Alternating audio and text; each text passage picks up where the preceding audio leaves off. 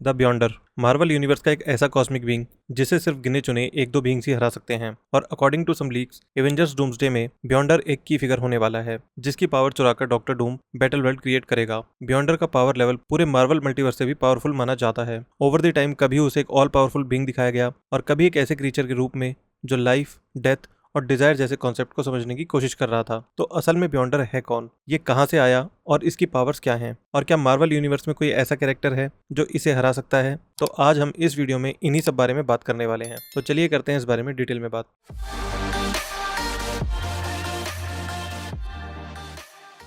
सबसे पहले बात करते हैं द ब्यॉन्डर के बारे में कि ये आखिर आया कहाँ से या किसने इन्हें बनाया। इसके लिए हमें बिलियंस ऑफ ईयर पीछे जाना पड़ेगा और मार्वल कॉस्मोस को समझना पड़ेगा। तो अब तक के कॉमिक्स के हिसाब से मार्वल में 8 कॉस्मोस एग्जिस्ट कर चुके हैं। पहला यूनिवर्स था एक सिंगल लिविंग कॉस्मिक बीइंग। इसके अंदर कोई मल्टीवर्स नहीं था, सिर्फ एक ही रियलिटी थी जिसे द फर्स्ट फिलामेंट कहा गया था। एक परफेक्ट रियलिटी जहाँ कोई कैओस नहीं था। इसने सेलेस्टियल्स को क्रिएट किया, लेकिन जब सेलेस्टियल्स ने नए यूनिवर्स बनाए तो फर्स्ट फिलामेंट यानी फर्स्ट कॉस्मोस टूट गया और सेकंड कॉस्मोस का जन्म हुआ। ऐसे होते होते 7 कॉस्मोस आए और ये वही कॉस्मोस था जिसे ब्यॉन्डर्स ने डिस्ट्रॉय कर दिया था। डॉक्टर डूम ने इसी कॉस्मोस के डिस्ट्रक्शन के बाद बैटल वर्ल्ड बनाया था और उसके बाद मिस्टर फैंटास्टिक यानी रीड रिचर्ड्स ने उसे रिक्रिएट किया और आया 8 कॉस्मोस या फिर प्रेजेंट डे मार्वल मल्टीवर्स। यही कॉस्मोस आज तक चल रहा है जिसमें हम एमसीयू और करंट मार्वल कॉमिक्स की स्टोरीज देख रहे हैं। तो बहुत पुरानी बात है, जब मल्टीवर्स का पहला version the first Cosmos exist करता था, उसी दौरान सेलेस्टियल्स ने एक पावरफुल बीइंग क्रिएट किया जिसका नाम कैलहोरा था, जिसे लोग द लॉस्ट वन के नाम से भी जानते थे। ये इतना पावरफुल था कि खुद इसके अंदर भी क्रिएशन की एनर्जी थी। इसके बाद वो ब्यॉन्डर्स को क्रिएट करता है और अपनी पावर का एक छोटा सा हिस्सा भी उन्हें दे देता है। उसके बाद ब्यॉन्डर्स उसे धोखा देकर उसकी बाकी पावर्स भी छीन लेते हैं और उसे मल्टीवर्स के बाहर ही ट्रैप कर देते हैं। बाद में ब्यॉन्डर्स अपनी पूरी हिस्ट्री बदल देते हैं,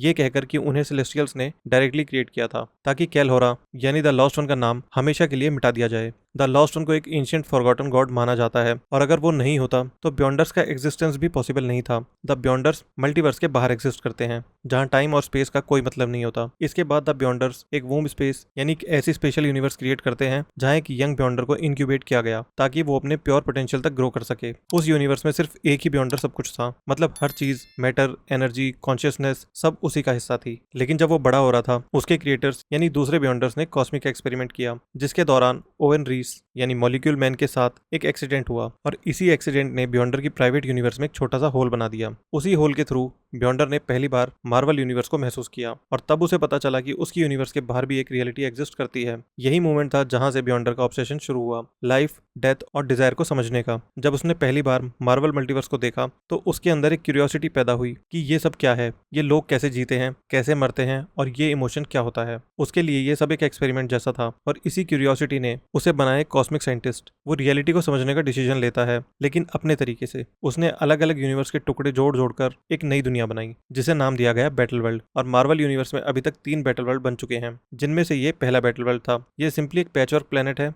जहां उसने अर्थ के सबसे पावरफुल हीरोज और विलन्स को लाके एक दूसरे के खिलाफ लड़ाया। ये सब सिर्फ एक रीजन के लिए था, ब्यॉन्डर देखना चाहता था कि गुड और इविल में असली डिफरेंस है भी या नहीं। और यहीं से secret war story line start होती है जिसमें ब्यॉन्डर सबसे ऊपर था, एक गॉड लाइक बीइंग जो सिर्फ अपने एक्सपेरिमेंट और नॉलेज के लिए रियलिटी के सारे रूल्स तोड़ देता है। तो ये था ब्यॉन्डर का ओरिजिन। और पावर्स की बात करें तो Beyonder literally one of the most powerful entities में से एक है। उसके पास एब्सोल्यूट रियलिटी मैनिपुलेशन का कंट्रोल है। वो चाहे तो किसी भी यूनिवर्स के लॉज को रीराइट कर सकता है, टाइम को रोक सकता है, मैटर और एनर्जी को अपने हिसाब से चेंज कर सकता है। उसके लिए इम्पॉसिबल जैसा कुछ एग्जिस्ट ही नहीं करता। वो बस अपनी एक थॉट से प्लैनेट्स क्रिएट और डिस्ट्रॉय कर सकता है और वो बड़ी आसानी से गैलेक्टस जैसे कॉस्मिक बीइंग को भी हरा सकता है। लेकिन इसके बावजूद वो इमोशनल और मेंटली इमेच्योर था, एक बच्चे की तरह जिसे दुनिया समझनी थी, लेकिन वो समझ नहीं पा रहा था कि आखिर फीलिंग्स होती क्या हैं। ब्यॉन्डर का ओरिजिन कई बार रेटकॉन भी किया गया, मतलब उसकी स्टोरी को अलग अलग कॉमिक्स में अलग अलग तरीके से दिखाया गया और हर बार उसके पास में कुछ नया ट्विस्ट मिला। जैसे कुछ वर्जन्स में हमें पता चला कि ब्यॉन्डर असल में बियॉन्ड रियल्म का एक बीइंग है जो मल्टीवर्स के बाहर एक अलग ही डायमेंशन में एग्जिस्ट करता है।